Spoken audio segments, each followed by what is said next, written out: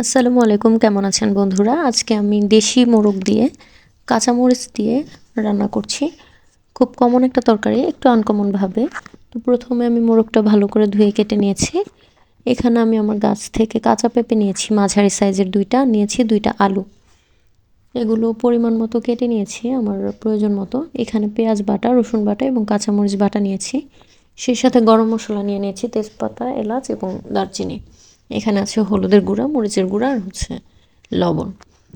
এই হচ্ছে আমার আজকে রান্নার উপকরণ। এগুলো দিয়ে আমি আজকে একটা রান্না করছি, কাঁচামরিচ দিয়ে দেশি মোরগ।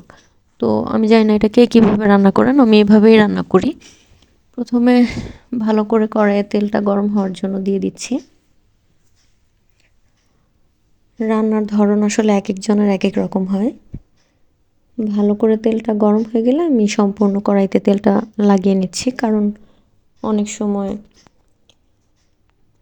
তেল গরম না হলে পেঁয়াজ রসুন দিলে বা পেঁয়াজ বাটা দিলে কড়াইয়ের মধ্যে লেগে যায়। তো গরম হওয়ার জন্য একটু অপেক্ষা করবেন 5 থেকে 7 মিনিট।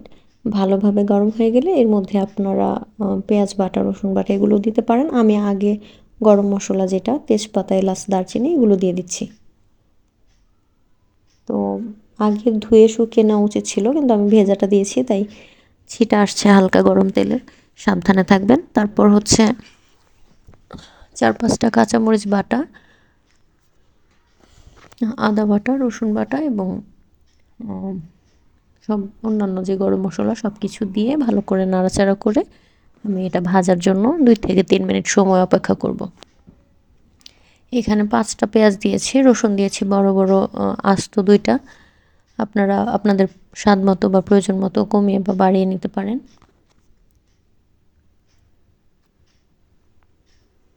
ভালো করে ভাজা হয়ে গেলে তারপর আমি অন্যান্য মশলাগুলো দেব। তো একটু অপেক্ষা করবেন, তাড়াহুড়া করলে অনেক সময় কাঁচা থাকে, টেস্ট ঠিকমতো আসবে না।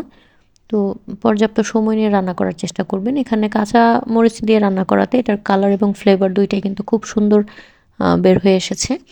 আপনারা চাইলে গুঁড়া মরিচ দিতেই পারেন। আমি এখানে কাঁচা মরিচটা দিয়েছি ফ্লেভারের জন্য।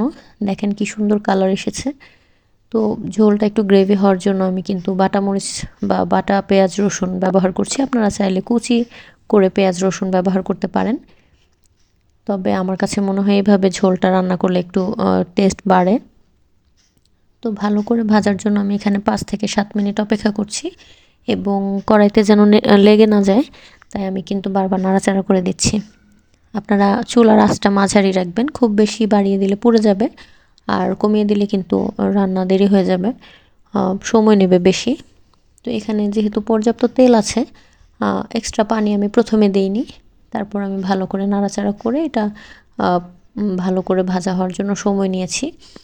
আর যেহেতু আমি এক হাতে ক্যামেরা ধরে আছি, তাই কিন্তু আমার ক্যামেরার সেটিংটা ঠিকমতো হচ্ছে না। তো স্ট্যান্ডটা আসলে রাখার জায়গা ছিল না, তো আমি হাতে ক্যামেরা নিয়ে আরেক হাতে রান্না করছিলাম। আপনারা এইভাবে রান্না করতে আসলে করে দেখতে পারেন, টেস্ট কিন্তু খারাপ আসে না। আর রান্না শেষ হওয়ার পরে খুব মজা হয়েছিল। এখানে আমি হলুদের গুঁড়া, মরিচের গুঁড়া এবং লবণ সামান্য একটু পানিতে আগেই মিশিয়ে নিয়েছি, কারণ শুকনা মশলাটা দিলে অনেক সময় পুড়ে যায়, পোড়া গন্ধ বের হয়। আপনি যদি আগে পানি দিয়ে এটাকে মিশিয়ে তারপরে এখানে দেন, তাহলে কিন্তু দেখতেও সুন্দর হয় আর আপনার পোড়ার কোনো চান্স থাকে না।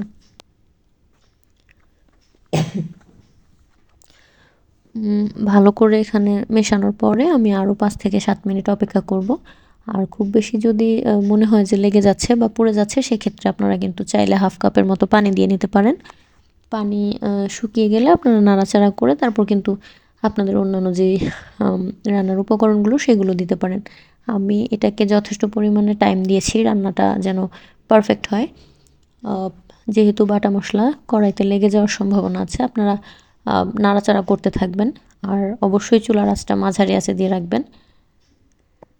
তো হালকা একটু টেস্ট করে নিয়েছি লবণটা কি পর্যাপ্ত পরিমাণে আছে নাকি। অনেক সময় লবণ কম বেশি হয়ে যায়, তো আমি মাঝখান দিয়ে একটু টেস্ট করে আমার ধুয়ে রাখা যে দেশি মোরগের পিসগুলো, এগুলো কিন্তু আমি এখানে দিয়ে দিচ্ছি।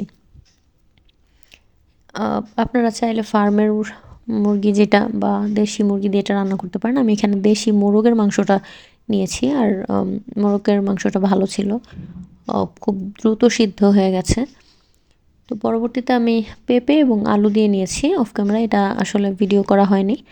তো এটা ভালো করে আমি 10 থেকে 15 মিনিটের মতো নাড়াচাড়া করে রান্না করে যখন নাকি পেঁপে মোটামুটি 80% সিদ্ধ হয়ে গেছে, তখন কিন্তু আমি এটাতে পানি দিয়ে বা ঝোল দিয়ে তারপর এটা ঢেকে দিয়েছিলাম।